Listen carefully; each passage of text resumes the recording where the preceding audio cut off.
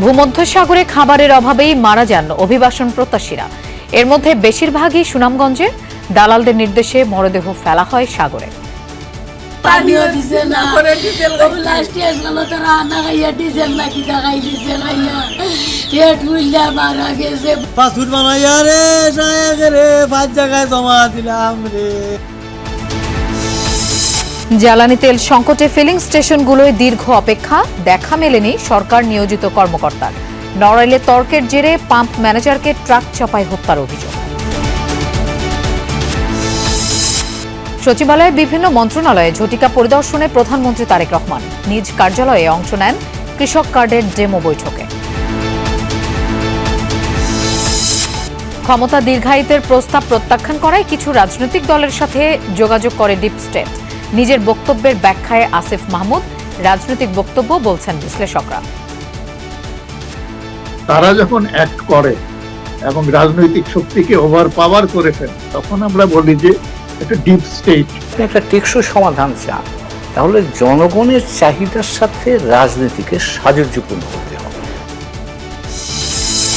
IMF ঋণের অর্থছাড় নিয়ে দুশ্চিন্তা, রোডম্যাপ আর স্পষ্ট প্রতিশ্রুতি চায় সংস্থাটি। আর্থিক খাতের সংস্কার প্রয়োজন, মত বিশ্লেষকদের।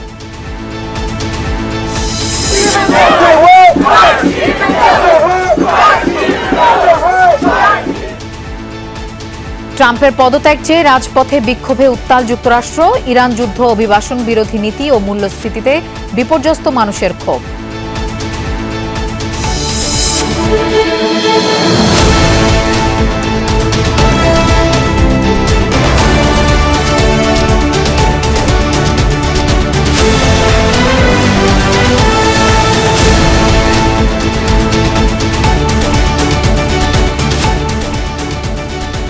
দেখছিলেন শিরোনামগুলো। এছাড়াও দেশ বিদেশের আরো খবর নিয়ে দুপুরে বাংলাদেশে আপনাদের সঙ্গে থাকছি আমি মৌসুমী আহমেদ লোপা। ভূমধ্যসাগরে খাবার ও পানির অভাবেই মৃত্যু হয়েছে 22 অভিবাসন প্রত্যাশীর। এদের বেশিরভাগই বাংলাদেশের সুনামগঞ্জের। অবৈধ পথে ইউরোপ যাওয়ার সময় অভিবাসন প্রত্যাশীদের নিয়ে পথ হারিয়ে ফেলেছিল নৌকাটি। শুক্রবার গ্রিস উপকূলের কাছ থেকে উদ্ধার করা হয় নৌযানটি। জীবিত উদ্ধার করা হয় 26 জনকে। এদের মধ্যেও 21 জনই বাংলাদেশি, বাকিরা সুদান ও চাঁদের নাগরিক। উদ্ধারকৃতদের মধ্যে 2 জনকে হাসপাতালে ভর্তি করা হয়েছে। গ্রিক কোস্টগার্ড জানিয়েছে, টানা 6 দিন উদ্দেশ্যহীনভাবে ঘুরে বেড়ায় নৌকাটি। সে সময় প্রতিকূল আবহাওয়া এবং খাবার ও পানির অভাবে মৃত্যু হয় অনেকের। দালালদের নির্দেশে সমুদ্রে ফেলে দেয়া হয় মরদেহ। আন্তর্জাতিক অভিবাসন সংস্থার তথ্য অনুসারে চলতি বছরের প্রথম 2 মাসেই অবৈধ পথে ইউরোপ যাওয়ার সময় 559 জন প্রাণ হারিয়েছেন। ভূমধ্যসাগরে প্রাণ হারানো অভিবাসন প্রত্যাশীদের মধ্যে সুনামগঞ্জের 10 জনের পরিচয় নিশ্চিত করেছে পুলিশ প্রশাসন। নিহতদের বাড়িতে চলছে শোকের মাতম। তাদের মধ্যে জগন্নাথপুর উপজেলার 5 জন, দিরাই উপজেলার 4 জন এবং 1 জন দোয়ারাবাজার উপজেলার। নিহতদের বাড়িতে ভিড় করছেন স্বজনরা। মরদেহ ফিরে পাওয়ার আশায় শোকস্তব্ধ পরিবারগুলো। উত্তর আফ্রিকার লিবিয়া থেকে সাগরপথে গ্রিস যাওয়ার পথে ভয়াবহ মানবিক বিপর্যয়ে অন্তত 22 অভিবাসীর মৃত্যু হয়েছে। তাদের মধ্যে 18 জনই বাংলাদেশি বলে ধারণা করা হচ্ছে। উদ্ধার হওয়া ব্যক্তিরা জানায়, দীর্ঘ সমুদ্রযাত্রায় পথ হারিয়ে খাবার ও পানির সংকটে একে একে অসুস্থ হয়ে পড়েন যাত্রীরা। পরে অনেকেই মারা যান। 2 দিন বোটে রাখার পর মরদেহ পৌঁছতে শুরু হলে জীবিতরা টিকে থাকতে মরদেহ সমুদ্রে ফেলে দেন। নানা করছি আমি দিতাম না রে, আমার মারি লিতে নাইলে মারি লিবে রে, চুরির লস, রান্না লস রে। বুট ফুলে পুরি গেছে, বুড়ার বাদে বলে বুটে তুলছে না, তুলার বাদে বলে তারা কয় ই বুটে আমরা যাইতাম না, আরো বুট আমরা রে দে, ই বুট লিক হয়ে গেছে, আমরা এই বুটে যাইতাম না, বাদে বলে পুলিশে তারা রে বাইরাইয়া তুলছে ও বুটো। দর্শক, এই বিষয়ে আরো জানবো। আমাদের সাথে যোগ দিচ্ছেন সহকর্মী সোহানুর রহমান। সোহান, খুব স্বাভাবিকভাবেই নিহতদের পরিবারগুলো এখন শোকস্তব্ধ। কি বলছেন তারা? কবে, কিভাবে তারা বিদেশ পাড়ি দিয়েছিল?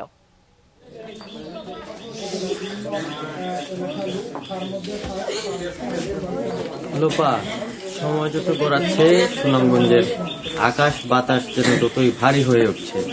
আমরা যখন এখানে এসেছিলাম তখন আসলে শোকে কাতর বাবাকে দেখতে পেয়েছিলাম, জগন্নাথপুরের শায়েকের বাবা। এখন যত সময় গড়াচ্ছে ধীরে ধীরে তাদের আত্মীয় স্বজন, যে পরিবার পরিজন আছেন, তারা আসতে শুরু করছেন এবং এক একজন আত্মীয় স্বজন আসার সাথে সাথেই কিন্তু এখানে কান্নার একটা রুল পড়ে যাচ্ছে। বারবার লুটিয়ে পড়ছেন বাবা, মা কাঁদছেন, পরিবারের সবাই কাঁদছে। তো একটা ভারী মুহূর্ত আসলে এখানে তৈরি হয়েছে, যে আসছে সেই কাঁদছে, কারণ এমন একটা অস্বাভাবিক মৃত্যু আসলে কারোরই কাম্য ছিল না। আমরা এখানে দেখতে পাচ্ছি তার স্বজন পরিজন সবাই আছে। আমরা একটু তার বাবার সাথে কথা বলি, কিভাবে কবে গিয়েছিল আমরা তার বাবার কাছ থেকে শুনতে চাই এবং কি হয়েছিল সর্বশেষ। মানে প্রথম থেকে খবর লাগবে না। কবে গিয়েছিল সে লিবিয়া এবং কি খবর পেলেন? 5 থেকে 4.5 মাস চলে, বুঝছেন নি?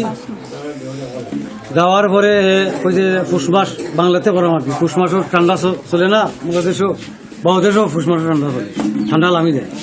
তো 5-6 মাস আগে গিয়েছিলেন শায়েক এবং গত 23শে মার্চ তিনি সাগর পথে পাড়ি দেওয়ার চেষ্টা করেছিলেন। গতকালকে তার মৃত্যুর খবর আসে। সোহান, আপনাকে ধন্যবাদ আমাদের সাথে যোগ দেওয়ার জন্য। রাজধানীতে জ্বালানি তেলের সংকটে ভোগান্তি বাড়ছে চালক ও যানবাহন মালিকদের। রাতেই তেলের মজুদ শেষ হয়ে যাওয়ায় রোববার সকাল থেকে বন্ধ বেশিরভাগ ফিলিং স্টেশন। কুড়িল ও খিলক্ষেত সহ বিভিন্ন এলাকায় পাম্পে গিয়ে তেল না পেয়ে ফিরে যান চালকরা। একাধিক পাম্প ঘুরেও তেল না পাওয়ায় বিপাকে পড়েন পরিবহন চালকরা। পাম্প সংশ্লিষ্টরা জানায়, সকাল 7টা থেকে ডিপো খোলার কথা থাকলেও সরবরাহ স্বাভাবিক হতে দেরি হচ্ছে। ফিলিং স্টেশন কর্তৃপক্ষ জানায়, দুপুরের দিকে তেলের গাড়ি পৌঁছালে পুনরায় চালু হবে কার্যক্রম। এদিকে অবৈধ মজুদ ঠেকাতে এবং ভোক্তাদের সুষ্ঠুভাবে তেল সরবরাহ নিশ্চিত করতে প্রতিটি পাম্পে একজন করে কর্মকর্তা নিয়োগ দেওয়া হলেও নির্ধারিত সময়ে তাদের পাওয়া যায়নি। সকাল 10টার পর মাঠ থেকে সার্বিক পরিস্থিতি পর্যবেক্ষণ করার কথা তাদের। বাসা থেকে বেরোইছি, 5-7টা পাম্প ঘুরে আসলাম, কোথায় তেল পাচ্ছি না। এখানে আইসা জিজ্ঞাসা করলাম যে ভাই তেল দিচ্ছেন, বলতেছে আসলে তারপরে দেব। ডিফেন্সে গিয়েছিলাম, তো ওখানে বলছে যে 12টার পর। তো এখানে আসলাম, এখন বলছে যে স্টকে নাই, স্টক আউট। বর্তমানে পাম্পে তেল নাই, আমাদের গাড়ির চাহিদা হয় 3 গাড়ি, কিন্তু দেয় 1 গাড়ি। তো সেক্ষেত্রে আমরা পাবলিককে কিভাবে সার্ভিস দেব? দর্শক, জ্বালানি তেল সরবরাহের খোঁজ খবর রাখছেন আমাদের সহকর্মী তানজিম শাফিন। আমরা তার কাছে যাচ্ছি। শাফিন, পাম্পগুলোতে তেল সরবরাহ পরিস্থিতি আজকে কেমন দেখছেন, আর সরকার নিয়োজিত কর্মকর্তা কাজ শুরু করেছেন কিনা? লোপা, রাজধানীতে আজ সকাল থেকে জ্বালানি তেল সরবরাহ পরিস্থিতি আবারও চালকদের আশাহত করছে। যারা সকাল থেকেই কয়েকটি পাম্পে ঘুরে তেল পাননি, তারা এখন কোথাও কোনো পাম্পের সামনে এভাবেই অবস্থান নিয়ে আছেন। তারা বলছেন যে ডিপো থেকে জ্বালানি তেলের সরবরাহ আসলে সেটা নিয়েই তাদের যেতে হবে, কারণ যানবাহনে আর অতিরিক্ত কোনো তেল মজুত নেই। আপনি জানতে চাইছিলেন যে সরকার থেকে কর্মকর্তা নিয়োগের ব্যাপারে। আমরা এই ট্যাগ অফিসার বলা হচ্ছে, প্রত্যেকটি পাম্পে একজন করে থাকবেন, যার কিছু কর্মপরিধিও বেঁধে দেওয়া হয়েছে। দুপুর নাগাদ আমরা মন্ত্রণালয় মারফত জানতে পেরেছি যে ফিলিং স্টেশনের দৈনিক যেই মজুদ সেটির হালনাগাদ করা সহ যথাযথ প্রক্রিয়ায় তেল সরবরাহ করা হচ্ছে কিনা, ডিসপেন্সিং মেশিনের পরিমাপ যথাযথ রয়েছে কিনা, দাম তদারকি করা, সকল কিছুই তাদের তদারকির মধ্যে থাকবে। তবে আজকে সকাল থেকে আমরা এখনও পর্যন্ত কোথাও ঢাকার কোনো ফিলিং স্টেশনেই এই ট্যাগ কর্মকর্তার উপস্থিতি পাইনি বা কোনো ধরনের মনিটরিং দেখতে পাইনি। আর যেই পরিস্থিতি দেখতে পাচ্ছেন, এভাবেই আসলে চালকরা অপেক্ষা আছেন। আমরা একটু কয়েকজনের সাথে কথা বলতে চাই, যেহেতু আজকে ছুটির পরে, দীর্ঘ ছুটির পরে একটা কর্মদিবস, এবং সেখানে একটা লম্বা সময় আপনাদের অপেক্ষা করতে হচ্ছে। আপনাদের কর্মক্ষেত্রে কি ধরনের প্রভাব পড়ছে? আমাদের কর্মক্ষেত্রে অনেক প্রবলেম হচ্ছে। তেল ছাড়া আসলে চলা দুষ্কর। বাংলাদেশের মানুষ যাদের বাইক আছে বা যে কোনো আছে, এটা বাইক ছাড়া চলাফেরা করা খুবই বিপজ্জনক। তেল ছাড়া তো বাংলাদেশ অচল এমনিতেই, কিন্তু জ্বালানি মন্ত্রী বারবার বলতে তেলের কোনো সংকট নাই বা তেলের ইকো নাই, কিন্তু উনি তো বারবার খালি মিথ্যা কথা বলতেছে। জনগণদের শুধু আশ্বাস দিয়ে সান্ত্বনা রাখতেছে। আশ্বাস দেওয়া হচ্ছে, কিন্তু তেল এখনো পাননি। আপনি কখন থেকে অপেক্ষা করছেন? আমি আসছি প্রায় 11:30টায়। এখন তো বসে রয়েছি, বলছে 4টার সময় আসবে গাড়ি, 3:30 4টার সময়। এখনও বসে রয়েছি, চিন্তা ভাবনা করছি। আমরা এদিকে আশেপাশে দোকান টোকাইতেছি, দুপুরে লাঞ্চটা করে হলাম ওই জায়গার থেকে। শুনছিলেন যে কেউ সকাল 8টা 9টা থেকে শুরু করে বসে আছেন। পাম্প কর্তৃপক্ষের পক্ষ থেকে জানানো হয়েছে যে ডিপো থেকে তেল সংগ্রহ করে ট্যাঙ্কার ফিরলেই তাদের প্রয়োজনীয় তেল সরবরাহ করা হবে। কিন্তু এখনও পর্যন্ত যেই ডিসপেন্সিং মেশিনগুলো রয়েছে, সেখানে স্পষ্ট করে লেখা রয়েছে অকটেন নেই কিংবা জ্বালানি তেলের মজুদ এই মুহূর্তে এই পাম্পে নেই। তো রাজধানীর অনেকগুলো পাম্পে এমন পরিস্থিতি, আবার কিছু পাম্পে বিশেষ করে রাষ্ট্রায়ত্ত যে পাম্পগুলো রয়েছে বিপিসির, সেই পাম্পগুলোতে আমরা দেখেছি যে জ্বালানি সরবরাহ করা হয়েছে, তবে সেখানেও 4 থেকে 5 কিলোমিটার পর্যন্ত দীর্ঘ যানবাহনের সারি অপেক্ষায় রয়েছে। তারাও শঙ্কায় রয়েছেন যে শেষমেশ তেল নিয়ে পৌঁছতে পারবেন কিনা বাড়ি।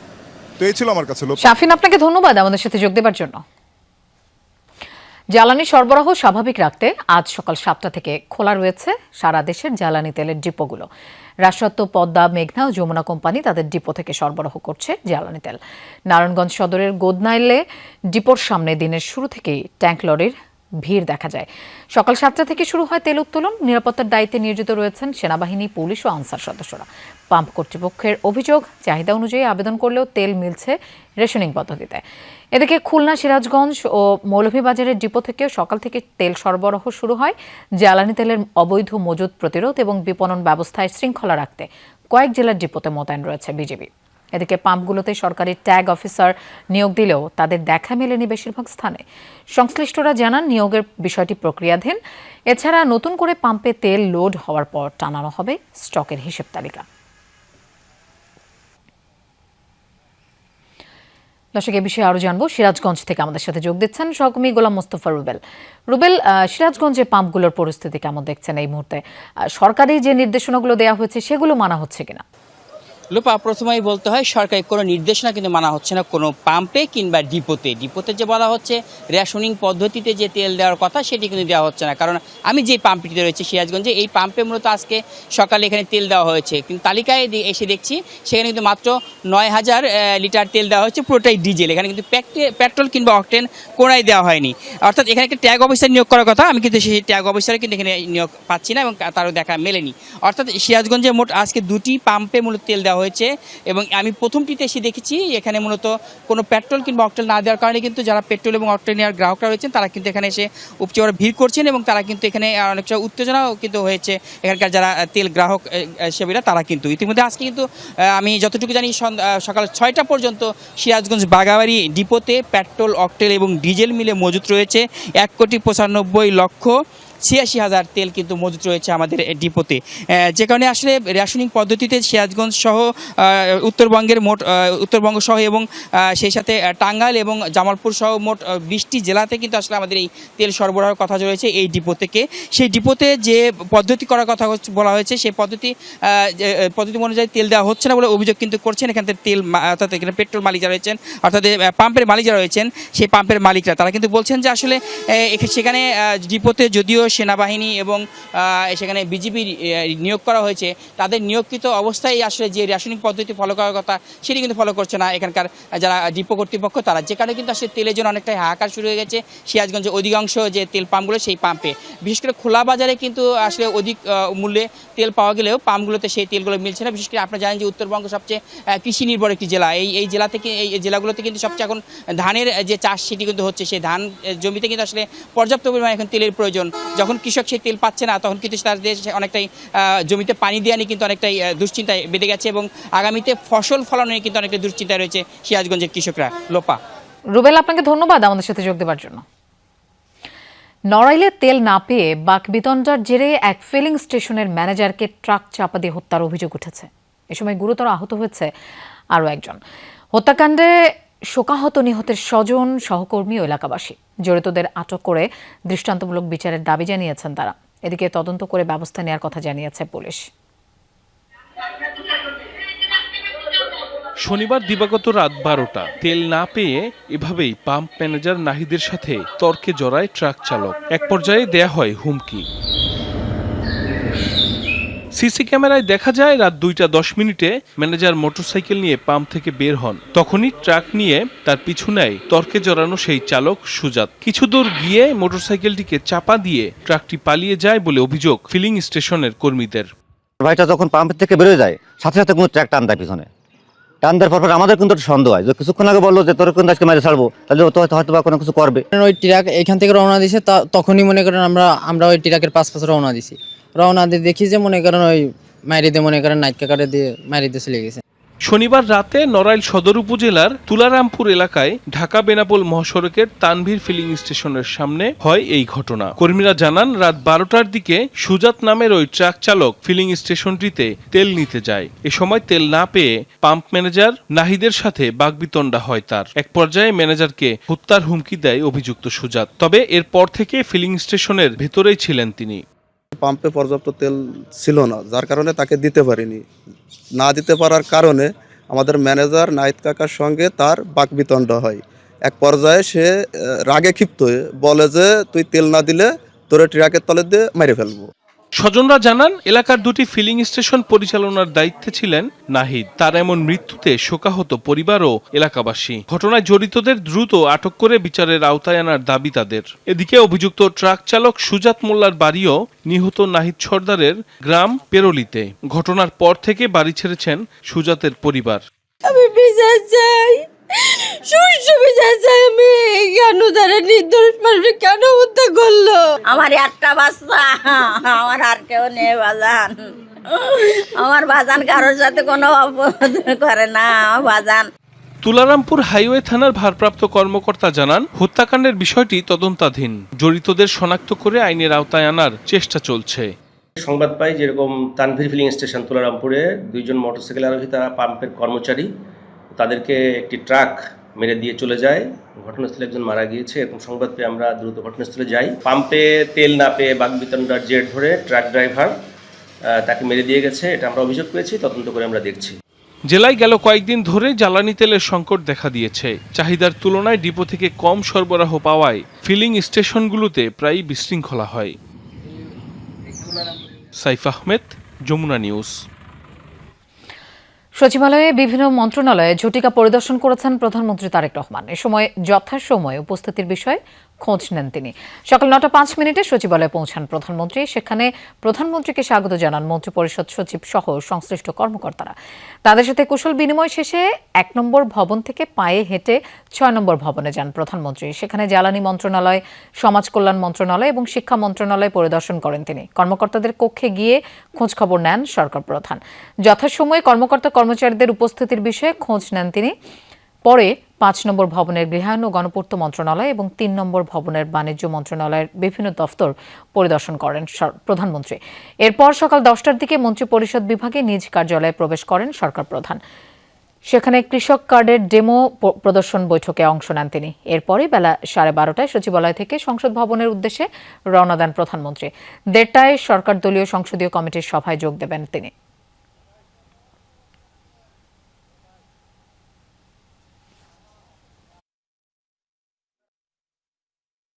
মুলতবি আর ঈদের লম্বা ছুটি শেষে আজ পুনরায় বসতে যাচ্ছে ত্রয়োদশ জাতীয় সংসদের প্রথম অধিবেশন।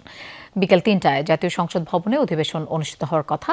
এর আগে দুপুরে সংসদ ভবনে সরকার দলীয় সংসদীয় সভা অনুষ্ঠিত হবে। এছাড়া অধ্যাদেশ সংক্রান্ত সংসদীয় বিশেষ কমিটির বৈঠকও অনুষ্ঠিত হওয়ার কথা আজ। 12 মার্চ শুরু হওয়া সংসদ অধিবেশন ঈদ উল ফিতর আর অন্যান্য ছুটির কারণে গত 15 মার্চ মুলতবি করা হয়। ত্রয়োদশ জাতীয় সংসদের প্রথম অধিবেশনের তৃতীয় দিনে প্রেসিডেন্টের ভাষণের উপর আনীত ধন্যবাদ প্রস্তাব নিয়ে আলোচনা হওয়ার কথা। সরকার ও বিরোধী দলের সদস্যরা অংশ নেবেন সেই আলোচনায়। এছাড়া মন্ত্রীদের জন্য নির্ধারিত প্রশ্নোত্তর পর্ব এবং জাতীয় জনগুরুত্বপূর্ণ নোটিশ উত্থাপন, সেই নোটিশের উপর আলোচনা কর্মসূচি রয়েছে। সংসদের কার্য উপদেষ্টা কমিটির বৈঠকের সিদ্ধান্ত অনুযায়ী আগামী 30 এপ্রিল পর্যন্ত চলবে অধিবেশন। অন্তর্বর্তী সরকারকে দীর্ঘমেয়াদে রাখার প্রস্তাবে প্রত্যাখ্যাত হয়ে ডিপ স্টেট কোন রাজনৈতিক দলের সঙ্গে যোগাযোগ করেছে। নিজের বক্তব্যের ব্যাখ্যায় এমনটা বলছেন সাবেক উপদেষ্টা আসিফ মাহমুদ। তার দাবি, এই ডিপ স্টেট দেশি বিদেশি শক্তির সমন্বয়ে গঠিত, যদিও তার মন্তব্যকে রাজনৈতিক বক্তব্য হিসেবেই দেখছেন বিশ্লেষকরা। তারা বলছেন, রাজনৈতিক অস্থিতিশীলতার কারণে ডিপ স্টেট সক্রিয় হয়ে থাকে। যাদেরকে আসলে ডিপ স্টেট বলা হয়, তাদের থেকে আমাদেরকে অফার করা হয়েছিল যে আপনারা শেখ হাসিনার যে মেয়াদ আছে 2029 সাল পর্যন্ত, সেটা শেষ করেন, আপনারা শেষ করেন, আমরা আপনাদেরকে সহযোগিতা করি। তাদের সার্টেন কিছু শর্ত ছিল। যে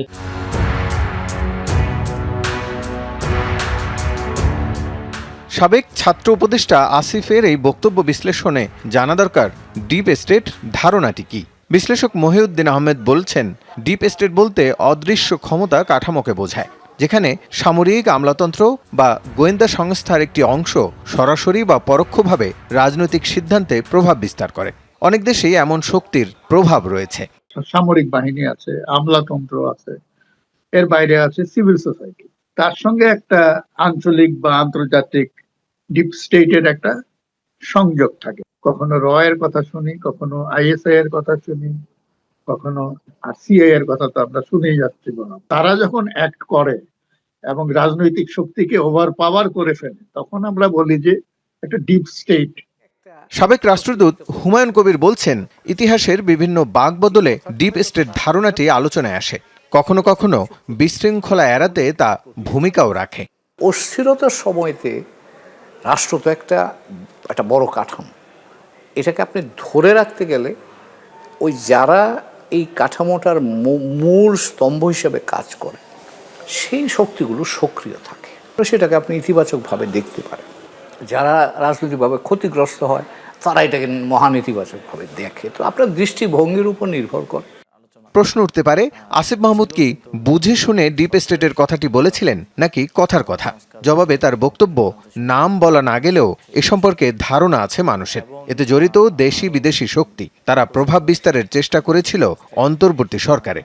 আসলে দেশি বিদেশি অনেকেই মিলেই জড়িত, তো ওই জন্য স্পেসিফিক আসলে করতে চাইনি। পিপলস ইন্টারেস্ট, কান্ট্রিজ ইন্টারেস্টের সাথে কম্প্রোমাইজ না করার যে একটা ব্যাপার ছিল, সেই কারণে এই ধরনের আলাপগুলো আর আগায় নেই। এবং পরবর্তীতে স্বাভাবিকভাবে তারা সরকারের দিক থেকে ব্যর্থ হয়ে রাজনৈতিক দলগুলোর সাথে বা অন্যদের সাথে একটা সেটেলমেন্টে হয়তো যাওয়ার চেষ্টা করেছে বা গিয়েছে। বিশ্লেষকরা অবশ্য বলছেন, ডিপ স্টেট বা তৃতীয় শক্তি সক্রিয় হয় রাজনৈতিক অস্থিতিশীলতা থেকে, আর এই বিতর্ক আসে স্বচ্ছতা ও জবাবদিহিতার অভাবে। সমস্যা হচ্ছে যে একটা পর্যায়ে এসে যেহেতু এদের কোনো, আমরা যেটা বলি, দায়বদ্ধতা নাই এবং কোনো রাজনৈতিক প্রক্রিয়ার মধ্য থেকে এটা আসে না এবং রাজনৈতিক অঙ্গীকারও থাকে না সেই অর্থে, সুতরাং এটা বেশি দিন কন্টিনিউ করতে পারে।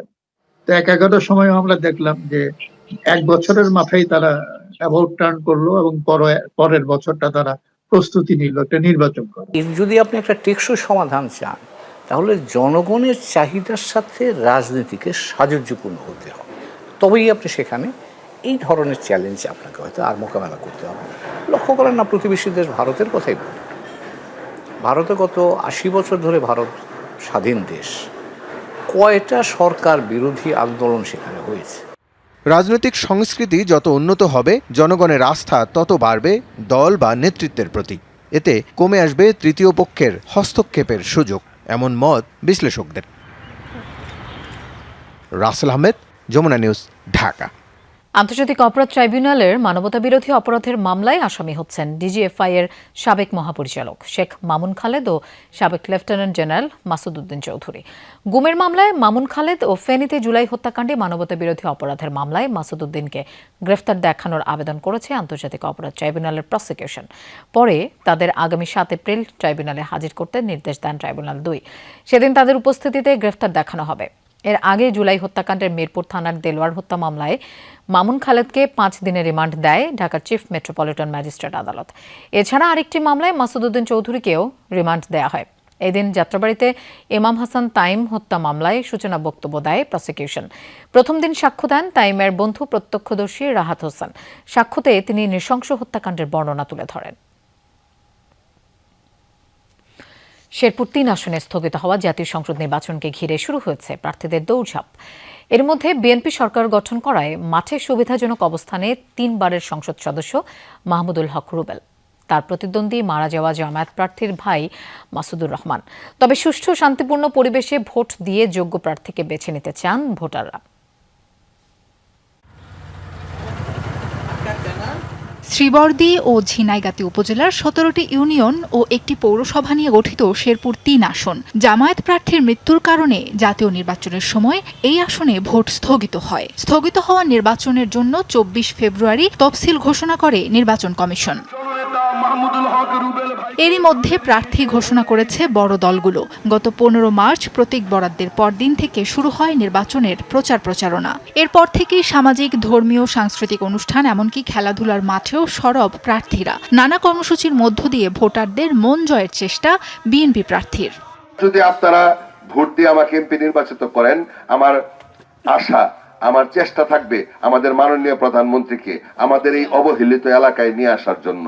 কারণ উন্নয়ন করতে হলে, বরাদ্দ বাড়াইতে হলে, বড় বড় কাজগুলি করতে হলে প্রধানমন্ত্রী ছাড়া এটা অসম্ভব হয়ে দাঁড়ায়।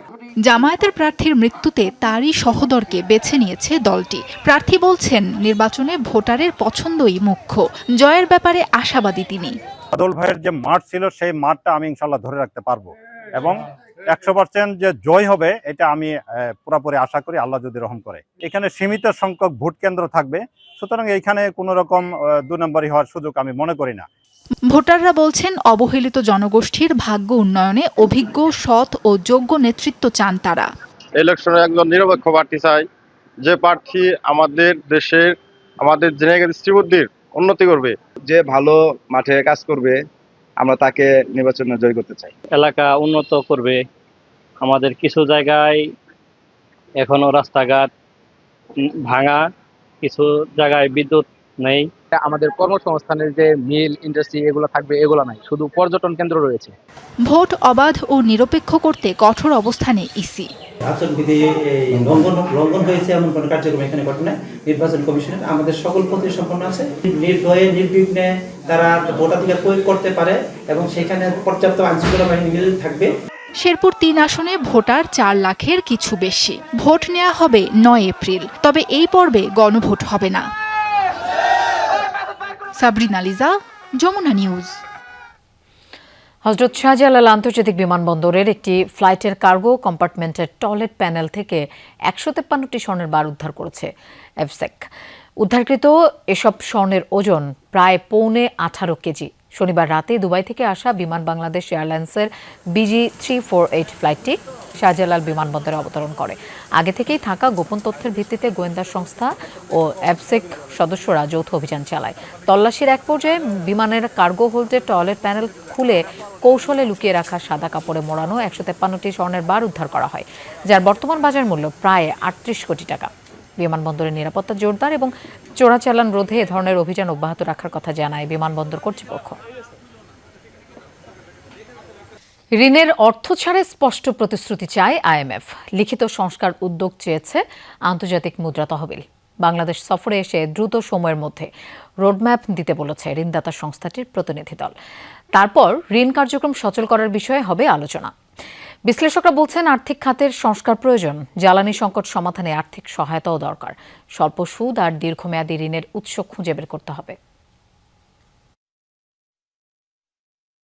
24 মার্চ মঙ্গলবার সচিবালয়ে প্রধানমন্ত্রীর সঙ্গে সাক্ষাৎ করেন IMF এশিয়া ও প্যাসিফিক বিভাগের পরিচালক কৃষ্ণ শ্রীনিবাসন। পরে অর্থমন্ত্রী আমির খসরু মাহমুদ চৌধুরীর সঙ্গে বৈঠক করে প্রতিনিধি দল।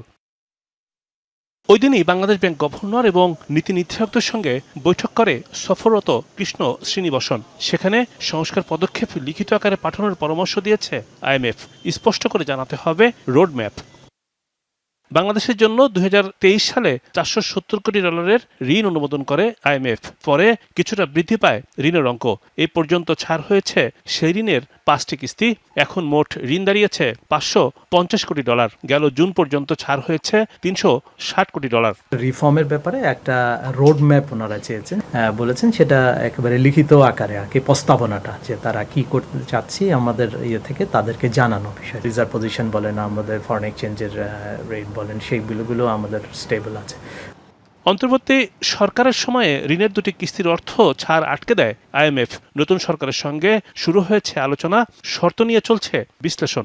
অন্তর্বর্তী সরকারের সময়কালে যে ধরনের সংস্কারের গতি পাওয়া উচিত ছিল সেইভাবে আসলে সব ক্ষেত্রে আমরা সেভাবে দেখতে পাইনি।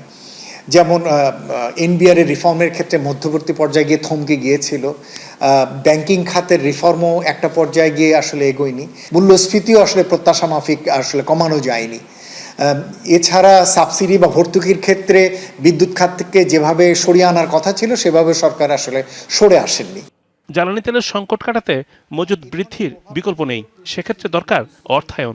IMF যদি দ্রুততর সময়কালে স্বল্প সুদে স্বল্পমেয়াদী কিছু ঋণের ব্যবস্থা করতে পারে জ্বালানি আমদানির জন্য, সেটা বরঞ্চ আমাদের জন্য এই মুহূর্তে গুরুত্বপূর্ণ। সরকারের পক্ষে এই ধরনের একটা নতুন রোডম্যাপ দেওয়া সম্ভব এবং আগামী বাজেটেও তার কিছু কিছু বিষয়কে রিফ্লেকশন করা ও প্রতিফলন করাটাও সম্ভব তার জন্য। এপ্রিলে ওয়াশিংটনে বসন্তকালীন বৈঠকে ঋণের অর্থ ছাড় এবং নতুন অর্থায়ন নিয়ে সিদ্ধান্ত নেবে IMF। Rimon Rahman, Jamuna news, Dhaka. Artificial intelligence cardiovascular চিকিৎসায় বিপ্লব ঘটাচ্ছে। AI সিস্টেমে বড় আকারের ডেটা বিশ্লেষণ করে রোগ নির্ণয় ও চিকিৎসার প্রতিটি ধাপে সহায়তা করছে বলে মন্তব্য করেছেন চিকিৎসকরা। বিশেষ করে জটিল ক্ষেত্রে চিকিৎসকদের সিদ্ধান্ত গ্রহণ সহজ হচ্ছে। সকালে বাংলাদেশ মেডিকেল বিশ্ববিদ্যালয়ে এক কনফারেন্সে চিকিৎসকরা এসব বলেন। অধিকাংশ AI টুল এখনও প্রাথমিক ক্লিনিক্যাল পর্যায়ে রয়েছে। ব্যাপকভাবে ব্যবহারের আগে এগুলো যাচাইয়ের প্রয়োজন বলে মন্তব্য করেন চিকিৎসকরা। প্রথম আন্তর্জাতিক হার্ট ফেইলিওর কনফারেন্স 2026-এর প্রি কনফারেন্স ওয়ার্কশপে মেডিকেল আর্টিফিশিয়াল এবং MRI এর আধুনিক অগ্রগতি তুলে ধরা হয়। ওয়ার্কশপে লাইভ ডেমনস্ট্রেশন এবং ব্যবহারিক সেশনে AI সহায়ক কার্ডিয়াক ইমেজিং ব্যাখ্যা, টুলের সংযুক্তি এবং হার্ট ফেইলিওর নির্ণয় ও ব্যবস্থাপনার কেস স্টাডি নিয়ে আলোচনা হয়। চট্টগ্রামের সাগরিকায় একটি কোল্ড স্টোরেজে আগুনের ঘটনা ঘটেছে। নিয়ন্ত্রণে কাজ করছে ফায়ার সার্ভিসের 6টি ইউনিট। সেখানে আছেন আমাদের সহকর্মী জোবায়েদ ইবনে শাহাদাত। আমরা তার কাছে যাচ্ছি। জোবায়েদ, আগুন নিয়ন্ত্রণে আনা গেল কিনা, কখন কিভাবে লাগলো আগুন? লোপা, আনুমানিক 11:30 নাগাদ এই যে কোল্ড স্টোরেজের সামনে আছে এখানে আগুনটা লাগে এবং আগুনটা লাগার পরে সেটা কিন্তু বেশ ব্যাপক আকারে সে সময় ছড়িয়ে পড়েছিল। যদিও বা এখন ফায়ার সার্ভিসের 6টি ইউনিট প্রথমে ছিল, এখন একটু যোগ দিয়ে মোট 7টি ইউনিট এই কোল্ড স্টোরেজে আগুন নেভানোর কাজটা করেছে এবং এখন অনেকটাই নিয়ন্ত্রণে বলা যায়। তবে ভেতর থেকে এখন আমরা ধোঁয়া বের হতে দেখছি এবং ফায়ার সার্ভিসের যে কর্মীরা আছেন তারা এখনো আপ্রাণ চেষ্টা করে যাচ্ছেন আগুনটা সম্পূর্ণভাবে নিয়ন্ত্রণে আনতে। তবে যেহেতু কোল্ড স্টোরেজের ভিতরে কিছু মালামাল আছে, সেই মালামাল থেকে আগুনটা ছড়িয়ে পড়ছে কিনা সেটা তাদের কাছে একটু এখনো তদারকি করার বিষয় আছে, এমনটা তারা বলছেন। পাশাপাশি ফায়ার সার্ভিসের কর্মীরা বলছেন যে তারা আগুনের ঘটনার খবর পাওয়া মাত্রই তারা এই জায়গায় চলে আসেন এবং সেই জায়গা থেকে তারা তাদের যে ইউনিটগুলো আছে সেগুলো নিয়ে আগুন নেভাতে সে সময় থেকে কাজে লেগে পড়েন। এই মুহূর্তে ফায়ার সার্ভিসের যে কর্মীদেরকে আমরা দেখছি যে তারা এখন বড় একটি হোস পাইপ দিয়ে প্রথমে আগুনটা নেভানোর যে প্রক্রিয়া সেটা চালাচ্ছেন এবং পাশাপাশি ধোঁয়াগুলো যাতে বের হতে পারে সেজন্য বেশ কিছু বড় ফ্যানের মাধ্যমে তারা তাদের যে কার্যক্রম সেটা চালিয়ে যাচ্ছেন। তারা বলছেন যে আগুনের এই তীব্রতাটা এখন সেভাবে নেই, তবে এখনো আগুনের যে জায়গা থেকে সূত্রপাত সেই জায়গাটা যাতে নিয়ন্ত্রণে আনা যায় সেটা তারা এখনো চেষ্টা করছে এবং তারা বলছেন যে অতি দ্রুত হয়তো তাদের এই আগুনের যে ঘটনা সেটা তারা নিয়ন্ত্রণে আনতে পারবে এবং এখন পর্যন্ত তাদের কার্যক্রম চলমান আছে। জোবায়েদ, আপনাকে ধন্যবাদ আমাদের সাথে যোগ দেওয়ার জন্য। হামলা পাল্টা হামলার দ্বিতীয় মাসে গড়ালো মধ্যপ্রাচ্যের যুদ্ধ পরিস্থিতি। ইরানের বিভিন্ন শহরে তাণ্ডব চালিয়ে যাচ্ছে যুক্তরাষ্ট্র ইসরায়েল যৌথ বাহিনী। ইরানও সমান তালে দিচ্ছে জবাব। তেহরান বিশ্ববিদ্যালয়ে হামলার প্রতিশোধে পশ্চিম এশিয়ায় অবস্থানরত যুক্তরাষ্ট্র ইসরায়েলের বিশ্ববিদ্যালয়গুলোতে হামলার হুমকি দিয়েছে IRGC। শিক্ষার্থী ও কর্মীদের সরে যেতে সতর্কবার্তা দেওয়া হয়েছে। ইরানের খুজেস্তানে আরও একটি পানি শোধনাগারে হামলা চালিয়েছে যৌথ বাহিনী। দফায় দফায় বিস্ফোরণ হয়েছে রাজধানী তেহরানে। বুশেহর সব প্রদেশে হামলায় নিহত এক পরিবারের 4 জন। আক্রান্ত কেরমানশাহ, মাশহাদ ও বন্দর আব্বাস। জবাবে বাহরাইন ও সংযুক্ত আরব আমিরাতের অ্যালুমিনিয়াম উৎপাদন স্থাপনায় হামলা চালিয়েছে ইরান। কুয়েত বিমানবন্দরে ক্ষতিগ্রস্ত জ্বালানির ট্যাঙ্কার ও রাডার ব্যবস্থা। ইসরায়েলের হাইফায় একটি রাডার সেন্টার ও বেন গুরিয়ন বিমানবন্দরের জ্বালানি ডিপোতে আঘাত এনেছে ইরানের মিসাইল। অযোগ্য, শিশু ধর্ষক, মানসিক বিকারগ্রস্ত, বর্ণবাদী এমন সব চরম অবমাননাকর তকমা দিয়ে প্রেসিডেন্ট ডোনাল্ড ট্রাম্পের বিরুদ্ধে পথে নেমেছে মার্কিনীরা। নো কিংস মার্চ কর্মসূচিতে অংশ নিয়েছে 80 লাখের বেশি মার্কিন নাগরিক। যুক্তরাষ্ট্রের 50টি অঙ্গরাজ্যের প্রায় সব শহরে হয়েছে 3000-এর বেশি বিক্ষোভ সমাবেশ। ইরান যুদ্ধ, অভিবাসন বিরোধী নীতি, গণছাঁটাই, মূল্যস্ফীতিতে বিপর্যস্ত মানুষ ক্ষোভ প্রকাশ করেছে রাজপথে। অবিলম্বে মার্কিন প্রেসিডেন্টের পদত্যাগ চান তারা। যুক্তরাষ্ট্রের পথে পথে লাখো মানুষের ঢল, কারো হাতে ব্যঙ্গাত্মক পোস্টার, কেউ আবার চলছেন মার্কিন প্রেসিডেন্ট ডোনাল্ড ট্রাম্পের কুশপুত্তলিকা নিয়ে। ট্রাম্প বিরোধী নো কিংস মার্চ আন্দোলনে সাড়া দিয়ে দেশটির 50টি অঙ্গরাজ্যে বিক্ষোভ মিছিলে অংশ নিয়েছে 80 লাখেরও বেশি মানুষ। একদিকে ইরানের সাথে চলমান যুদ্ধ, অন্যদিকে কঠোর অভিবাসন নীতি, সরকারি খরচ কমানোর অজুহাতে গণছাঁটাইয়ে চরম বিপর্যয় নেমেছে মার্কিনীদের জীবনযাত্রায়। ট্রাম্পের আরোপিত বেশ কিছু বিতর্কিত নীতির জাতাকলে পিষ্ট হয়ে ক্ষোভে ফেটে পড়েছে মানুষগুলো। স্বৈরাচারী উপাধি তো বটেই, প্রেসিডেন্টকে ধর্ষক, বর্ণবাদী, মানসিক ভারসাম্যহীন, শিশু নিপীড়ক বলতেও ছাড় দেয়নি বিক্ষোভকারীরা। ট্রাম্পকে যুক্তরাষ্ট্রের ইতিহাসের সবচেয়ে জঘন্য ও নিকৃষ্ট প্রেসিডেন্ট আখ্যা দিয়েছে আন্দোলনকারীরা। জনসাধারণের সুযোগ সুবিধা কেড়ে নিয়ে নিজেকে আরও ধনী করে তুলছেন ট্রাম্প। নিজের ঘনিষ্ঠ ধন কুবেরদেরকে কর ছাড় দিতে সাধারণ মানুষের স্বাস্থ্যসেবা কেড়ে নিচ্ছেন। গ্যাসের দাম বেড়ে গেছে, সামান্য খাবার কিনে খেতেও পারছে না মানুষ।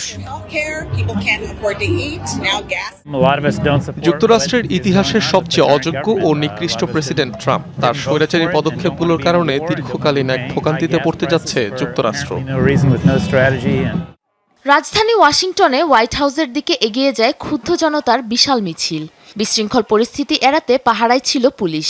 New York city, Texas, Minnesota, Dallas, Los Angeles, Philadelphia সহ ছোট বড় সব শহরে ছড়িয়ে পড়ে আন্দোলন। 50 অঙ্গরাজ্যে একই সাথে চলে 3000-এরও বেশি বিক্ষোভ কর্মসূচি। একজন ফ্যাসিবাদী, পাগল, যৌন নিপীড়ক প্রেসিডেন্টের বিরুদ্ধে প্রতিবাদ জানাতে এসেছি। তার কুকর্মগুলো পুরো বিশ্বকে জানাতে চাই। স্বেচ্ছাচারিতা ও দায়িত্ব পালনের অযোগ্যতার দায়ে অবিলম্বে প্রেসিডেন্ট ট্রাম্পের পদত্যাগের দাবি জানায় বিক্ষোভকারীরা। যুক্তরাষ্ট্রের পাশাপাশি ট্রাম্প বিরোধী নো কিংস মার্চ অনুষ্ঠিত হয় স্পেন, কানাডা, যুক্তরাজ্য, ফ্রান্স, ইতালি সহ অন্তত 16টি দেশে। সাবরিনা নুসরাত, যমুনা নিউজ। ইরানে কয়েক সপ্তাহব্যাপী স্থল অভিযান পরিচালনার জোর প্রস্তুতি নিচ্ছে যুক্তরাষ্ট্র। মার্কিন গণমাধ্যম ওয়াশিংটন পোস্টের প্রতিবেদনে বলা হয়েছে এমন তথ্য। যুক্তরাষ্ট্রের সেন্ট্রাল কমান্ড জানিয়েছে এরই মধ্যে মধ্যপ্রাচ্যে পৌঁছেছে আরও কয়েক হাজার মার্কিন সেনা। জল ও স্থলে যুদ্ধে পারদর্শী এই ইউনিট। সাথে আছে অত্যাধুনিক উভচর যুদ্ধজাহাজ USS ত্রিপলি।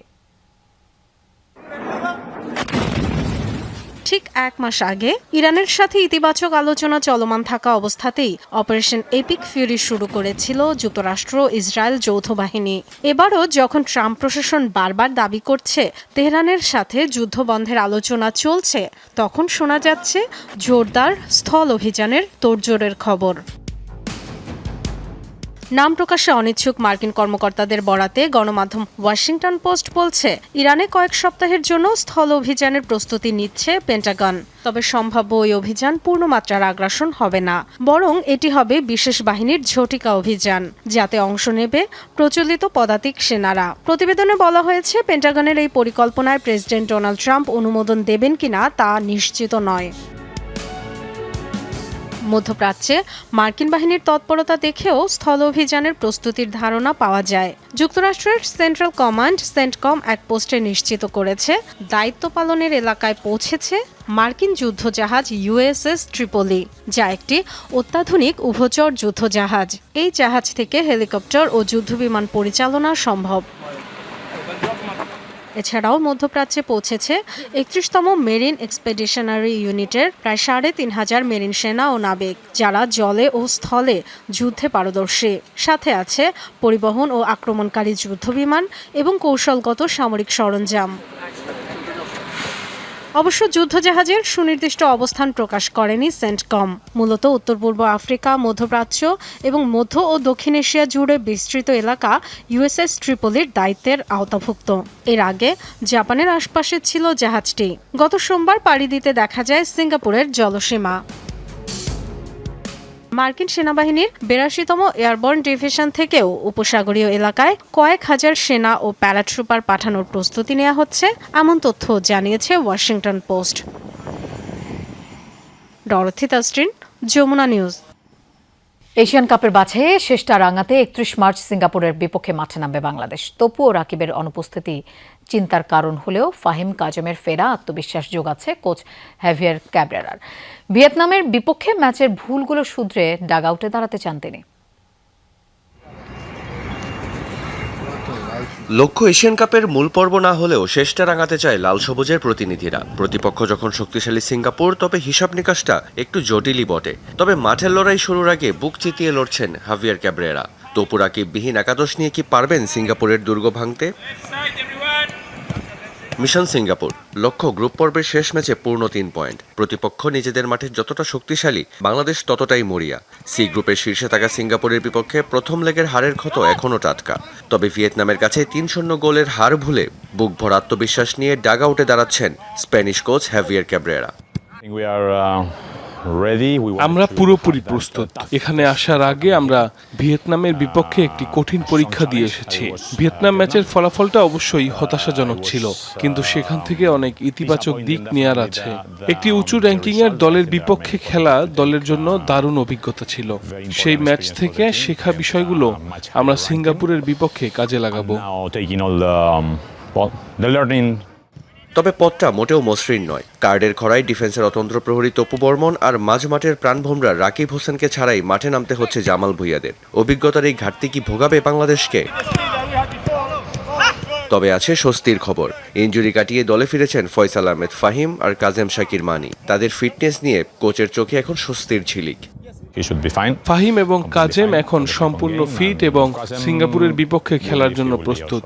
তপু ও রাকিবের মতো অভিজ্ঞ খেলোয়াড়দের অভাব সবসময় অনুভূত হয়, যারা জাতীয় দলের হয়ে অনেক ম্যাচ খেলেছেন। তবে এটি অন্যান্য খেলোয়াড়দের জন্য একটি বড় সুযোগ, যারা এই ধরনের পরিস্থিতিতে আগে খেলার সুযোগ পায়নি।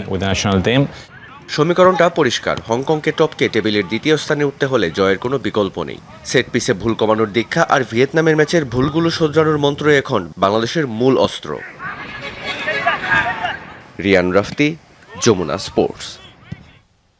দর্শক, দুপুরে বাংলাদেশের প্রথম ঘন্টা থেকে বিদায় নিচ্ছি আমি মৌসুমী আহমেদ লোপা। আর পরের ঘন্টার খবর নিয়ে ফিরবেন সহকর্মী ছোঁয়া খন্দকার। আমাদের সাথেই থাকুন।